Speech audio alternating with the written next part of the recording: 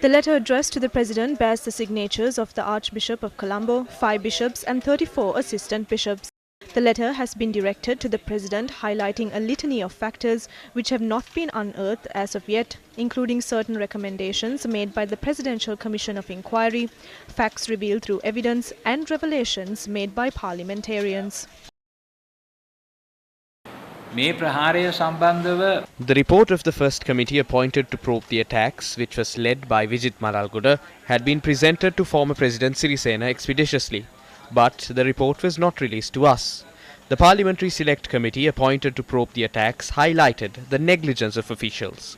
However, legal action was not instituted against anyone implicated during the tenure of the erstwhile government. Recommendations provided by the Presidential Commission report, which concluded probing the matter earlier in January, have not been implemented either.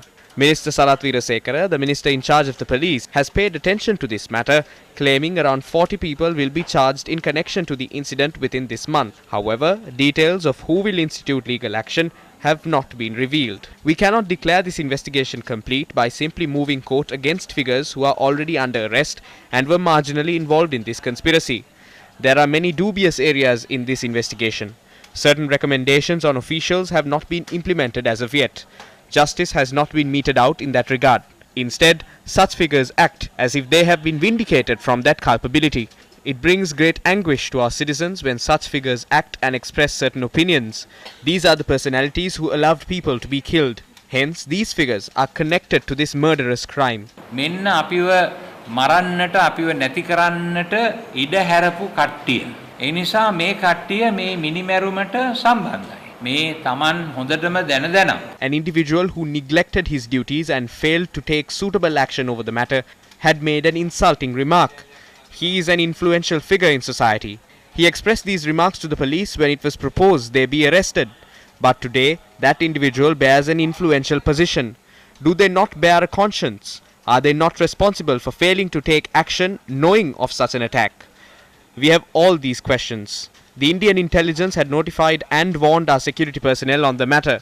No action was taken. They acted to conceal information. Through that, they implicated themselves to this murder and abetted it. In our eyes, they are all murderers. How are these murderers holding prominent positions in society?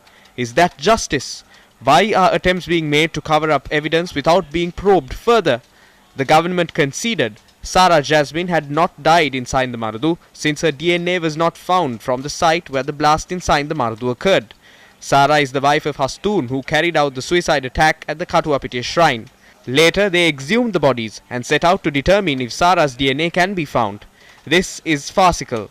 Evidence has emerged at the Presidential Commission that it was a police officer who accompanied Sarah Jasmine from Mannar to Batiklo. If so, are police officers connected? What is the link between the attacks and the police? What did officers of the Army Intelligence discuss with Jamil? How was he known? එතකොට අර හමුදාවේ බුද්ධි අංශේ අය ජමීල් කියන තැනත්තා සමග කරපු ගනුදෙනු මොනවද? එයාව දැනගෙන හිටියේ කොහොමද?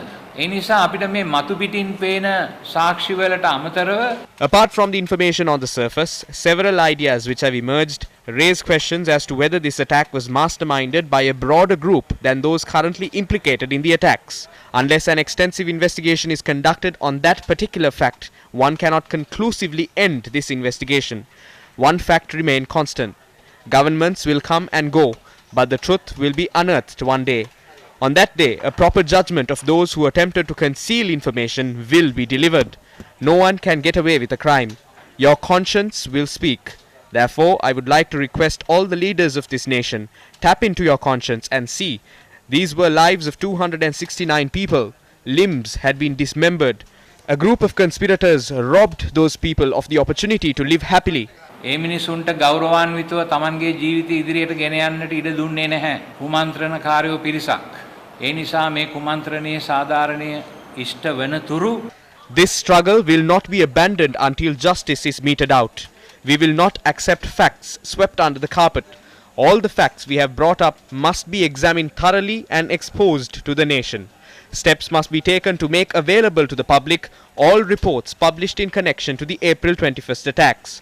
This task should be handed over to a truly independent group, free from political influence, and they must be equipped with the necessary powers to probe this matter. If not, justice cannot prevail. We will not be swayed by false narratives. බොරු කතා වලින් අපි රැවටෙන්නේ නැති බව අපි ප්‍රකාශ කරන්නට කැමැතියි. හිටපු නීතිපති දප්පුල දෙලිවේරා මහත්මයා Former Attorney General Dappula de Oliveira openly reveals that there was a grand conspiracy behind these attacks. He made that statement while functioning as the Attorney General. Such a statement made by the AG is indeed a serious one. We cannot believe he would be compelled to make such a statement without sufficient facts. It was made basing all facts in his possession. We believe so. We too believe there is a grand conspiracy behind this. What sort of conspiracy was this? Who are the conspirators? Who are the masterminds behind the conspiracy? Those facts must be exposed before the nation. කියන දේවල් රටට හෙළිවෙන්නට ඕනේ.